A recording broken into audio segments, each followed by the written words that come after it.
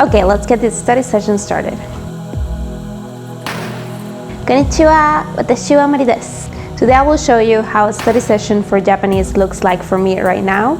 And I'm also going to share with you at the very end of this video my 5 top favorite Japanese songs. These songs are the ones that I'm using to learn Japanese as well. So we're going to start by recapping everything that I do every single day to learn Japanese. Every single day, just as I wake up, I make a cup of coffee, and while I drink it, I use the app called Ringo. The first thing that I do is a 5-minute review, and then I will read down the grammar notes that they have at the very beginning of every unit, and then I will do the whole unit. At lunch, I watch Sakura Captors just to get some language practice. Throughout the day, as I get ready, as I do other activities, other work stuff that I have to do, I will listen to podcasts or music all in Japanese. And sometimes I play video games like Animal Crossing on my phone when I take a break. And I do this in Japanese even though I have no freaking idea what they're talking about. I always make wrong decisions and I make the little animals get mad at me. And at night, finally, I get my study session. And what I do with my study session, it's almost as everyone else's. I think, or maybe not, I have never seen any other person study. So for Japanese, I'm a beginner, so this study session is crucial for me. It's not like other languages when I can just like do it every other day. I have to do this every day in order to get some progress. I don't know if you noticed, but at the end of every Japanese video, I have my goals and I put them there so you can see it. My first goal is to master hiragana and katakana and then learn 100 new words. And that is what I work towards in these study sessions. I have 3 notebooks. I have my main Japanese notebooks, which is where I put all of my Japanese stuff. Everything goes there first.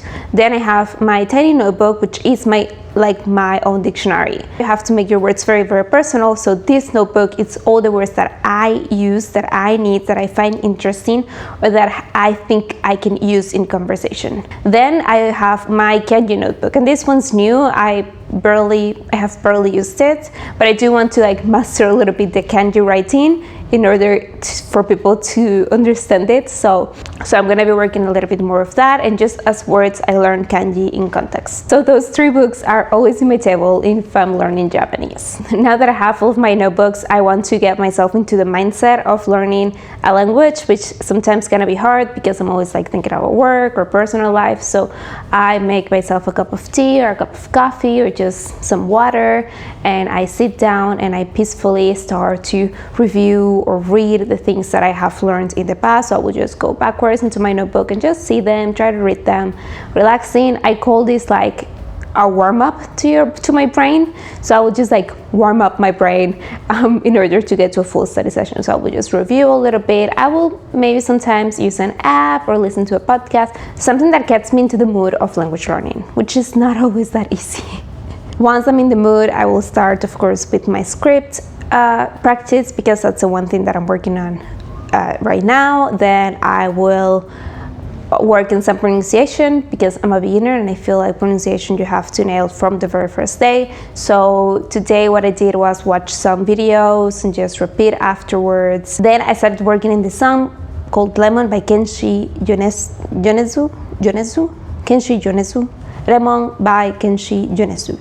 And what I did with this song is that I just took down the chorus. I'm just starting to work with this song. I've heard it like a million times. Now I want to know what it means. So I just write down the songs and I start noting down what is kanji, what is hiragana, what is katakana, what I can read, what I cannot read. And then I start translating word by word. So I only did like 2 sentences because, again, I'm just a beginner and I don't want to be overwhelmed by all of this information.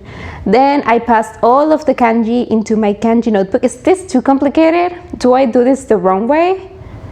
I might do this the wrong way. So then I take off my kanji and pass it to my kanji notebook, and then I start like cramming down that kanji, and I write it down until I feel that I can write it by myself. And then I take all of the interesting words that I think are going to be useful into my tiny notebook, and I add it to my personal dictionary. What I do with these personal dictionary words, I might add them to Quizlet or Anki or something like that, and I will read them as flashcards. Sometimes, not all of the times, because honestly, I think flashcards can be boring. This is not the only activity I will do. This is just one way I study. I swear to God, I study differently every other week because I get bored easily. So all of my study sessions look very different from each other. So this is just what I did today. Right now I'm really into learning with Japanese music, and that's why I make a Learn Japanese with Me playlist. And to get it, you have to subscribe to my newsletter in the description box down below. Oh, before we move forward, shout out to the comment of the week. If you want to be the comment of next week, you have to translate this into as many languages as possible. And now let's go to the Japanese music recommendation.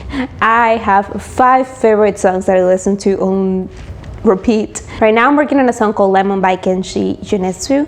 Other songs that I have used to learn Japanese or that I think I will use to learn Japanese are Catch Me by, it's the opening song from Sakura Captors, Lemon by Kenshi, Yonezu, and then I have to read them.